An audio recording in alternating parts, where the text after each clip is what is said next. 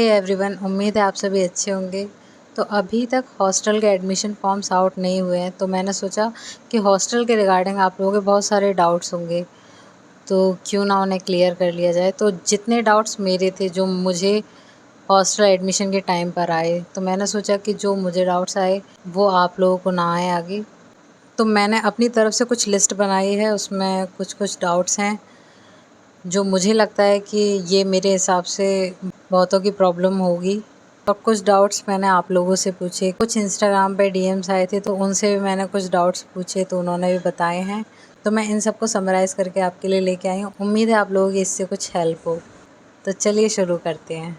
सबसे पहले तो यही प्रॉब्लम आ रही है कि जो हॉस्टल फॉर्म है वो ऑनलाइन फिल होंगे या फिर ऑफलाइन। तो देखो, कुछ हॉस्टल हैं जो कि ऑनलाइन फॉर्म फिल करवाएंगे और कुछ हॉस्टल हैं जो कि ऑफलाइन फॉर्म फिल होंगे उनके। इसमें से जैसे सिर्फ राजीव गांधी हॉस्टल है वो ऑनलाइन फॉर्म फिल होते हैं उसके, बट सबमिट ऑफलाइन होते हैं। बाकी जितने भी नॉर्थ ईस्टर्न हॉस्टल हो गया, Ambedkar Ganguly, international student house हो गया फॉर वुमेन, और मेघदूत हो गया, यूनिवर्सिटी हॉस्टल फॉर वुमेन हो गया, इन सभी के हॉस्टल ऑफ़लाइन ही मिलते हैं और ऑफ़लाइन ही सबमिट होते हैं। उसके लिए आपको हॉस्टल जाना पड़ेगा और वहाँ से आपको फ़ॉर्म लेना पड़ेगा। कुछ फ़ीस होती है उसकी, तो वो आपको उसी टाइम पे करके आपको फ़ॉर्म मिल जाएगा वहाँ पर। होपफुली ये डाउट आपका क्लियर हो गया होगा कि ऑनलाइन फ़ॉर्म फिल होते हैं या फिर ऑफ़लाइन। तो चलिए नेक्स्ट पर चलते हैं। तो सीट एलोकेशन है आपका हॉस्टल का, वो आपको क्लास शुरू होने से पहले मिल जाएगा या फिर नहीं। तो क्योंकि अभी एकेडमिक कैलेंडर ड्यू ने मतलब जारी कर दिया है, 1 अगस्त से क्लास शुरू है, तो मुझे नहीं लगता कि 1 अगस्त से पहले पहले आप लोगों को हॉस्टल मिल जाएंगे, क्योंकि अभी तक हॉस्टल के फॉर्म्स नहीं निकले हैं।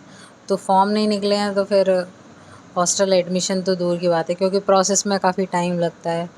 तो अभी इतनी जल्दी तो हॉस्टल सीट आपको नहीं मिल पाएगी। आपको ऐसा करना पड़ेगा, या तो फिर आपको अपने लोकल गार्जियन के पास रहना पड़ेगा दिल्ली में, या फिर आप लोगों को पीजी रेंट करना पड़ेगा कुछ टाइम के लिए।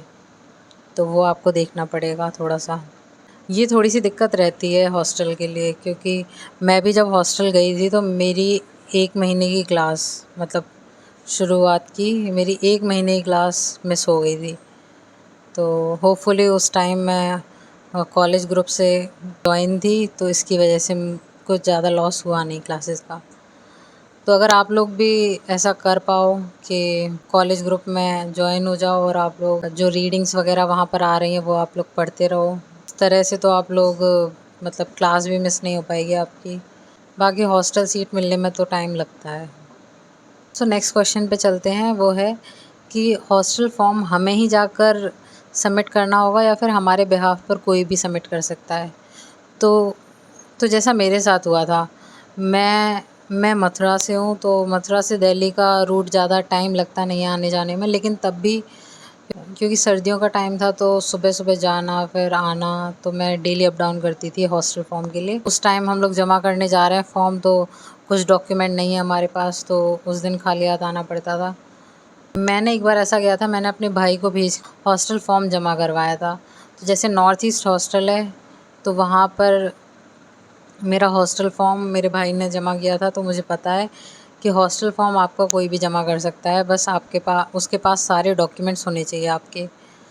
तो वो आप अपना एप्लीकेशन फॉर्म पूरी तरह से तैयार करके आपको अपना फॉर्म अपने किसी भी रिलेटिव को देना है, वो जाकर हॉस्टल में जमा कर देंगे। बाकी जो डॉक्यूमेंट्स हैं उसकी मैंने वीडियो एक प्रॉपर बना दी है, तो एक भी डॉक्यूमेंट आपका मिस ना हो, क्योंकि हॉस्टल फॉर्म में बहुत सारे डॉक्यूमेंट लगते हैं, तो बहुत कन्फ्यूजन भी हो जाती है कि ये डॉक्यूमेंट लगाएं, ये डॉक्यूमेंट लगाएं। एक आध डॉक्यूमेंट मिस भी हो जाता है कि पता भी नहीं रहता कि शायद वो वाला लगाना था या फिर नहीं लगाना था, तो वो वहीं जाकर पता चलता है। तो इतना ज़्यादा सफ़र करके इतना ज़्यादा लंबा रूट रहता है स्टूडेंट्स का आने जाने का, तो आने जाने में इतना टाइम लग जाता है। तो बेसिकली ये है कि अपना फॉर्म जब आप लोग जमा करने जाओ एप्लीकेशन फॉर्म, तो सारे डॉक्यूमेंट्स, एक्स्ट्रा फ़ोटोज़ और लोकल गार्जियन के साइन फॉर्म पे, पेरेंट्स के सिग्नेचर, ये सारी चीज़ें आपको पहले से करके लेके जानी पड़ेगी, क्योंकि वहाँ जाके आपको फॉर्म फिल करने के टाइम पे बहुत सारी मतलब अगर ये सब नहीं करके जाओगे तो बहुत सारी प्रॉब्लम आएगी। तो उससे अगर दूर रहना है तो जो मैंने वीडियो बनाई है डॉक्यूमेंट वाली, उसमें से सारे डॉक्यूमेंट्स आपके तैयार रहें। और कुछ एडिशनल डॉक्यूमेंट होते हैं जो कि एप्लीकेशन फॉर्म जब निकल आएगा ना उसके बाद बताऊंगी। उसमें कुछ एनेक्चर्स हैं, उसे फिल करवाना होता है, तो वो जो डॉक्यूमेंट है वो ओरिजिनली लगता है एप्लीकेशन फॉर्म में। तो वो जब जैसे ही फॉर्म आउट होंगी तो मैं उसके ऊपर भी एक प्रॉपर वीडियो बना दूंगी। लोकल गार्जियन से रिलेटेड बहुत सारे क्वेश्चंस आ रहे हैं कि लोकल गार्जियन दिल्ली का ही होना चाहिए, दिल्ली एनसीआर का ही होना चाहिए, या फिर एक दिल्ली का हो एक बाहर का हो चल जाएगा।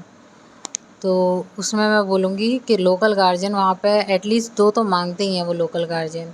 तो 2 तो आपको कैसे भी अरेंज करने पड़ेंगे। आप अपने रिलेटिव्स में से कहीं किसी दूर के रिश्तेदार कोई भी हो, कहीं भी हो, बस उनका आधार कार्ड चाहिए आपको। बस एक आधार कार्ड लगना होता है, बाकी कुछ नहीं। लोकल गार्जियन का बाद में कोई काम नहीं होता। सो वो सिर्फ आपकी सिक्योरिटी के लिए होता है। तो लोकल गार्जियन तो आपको कैसे भी अरेंज करने पड़ेंगे, क्योंकि ना लोकल गार्जियन के आपको हॉस्टल नहीं मिल सकता। तो कैसे भी आप दूर के रिश्तेदार हों कोई भी हो, 2 आधार कार्ड अपने रिलेटिव के वहाँ पर आपको लगाने हैं। और जो दोनों लोकल गार्जियन होने चाहिए वो अलग अलग एड्रेस के होने चाहिए। ऐसा ना हो कि एक ही घर से 2 लोगों के आप आधार कार्ड सेम एड्रेस पे लगा रहे हो, तो वो एड्रेस भी अलग होना चाहिए।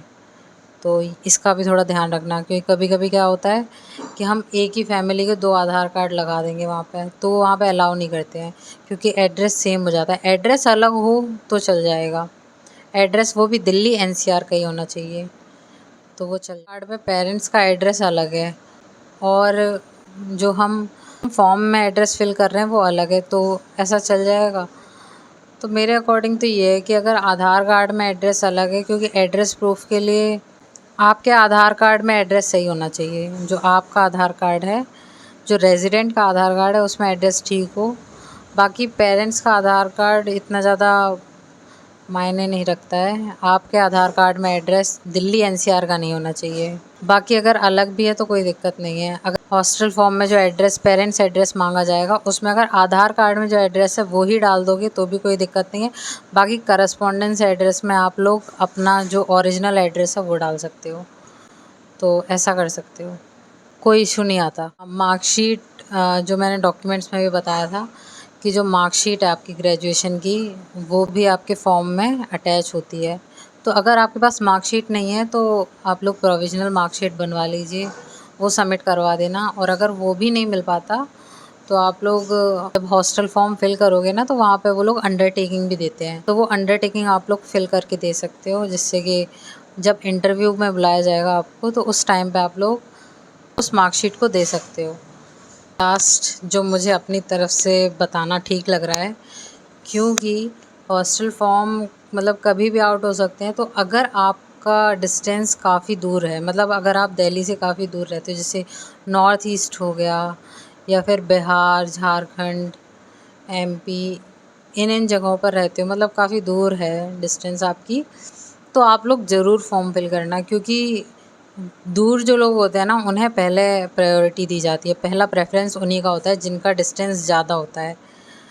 और बाकी जो पास होते हैं, जो आसपास वाले हैं जैसे मथुरा हो गया या फिर, तो उनका थोड़ा लेट प्रेफरेंस रखते हैं।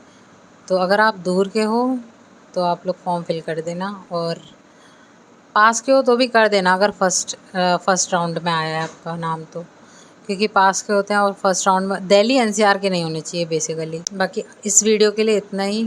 कोई भी डाउट्स हों आपके तो मैंने एक पोल क्रिएट किया है आज, तो आप उस पर जाकर बता सकते हैं और कमेंट में भी बता सकते हैं कि आपको और क्या क्या चीज़ें पूछनी है। क्योंकि अभी हॉस्टल फॉर्म आए नहीं हैं तो मैं चाहती हूँ कि उससे पहले आपको जितने भी डाउट्स हैं हॉस्टल से रिलेटेड वो सारे मैं आपके सॉल्व कर पाऊँ। तो आप लोग कमेंट में भी बता देना। बाकी मिलते हैं आपसे नेक्स्ट वीडियो में। Till then bye.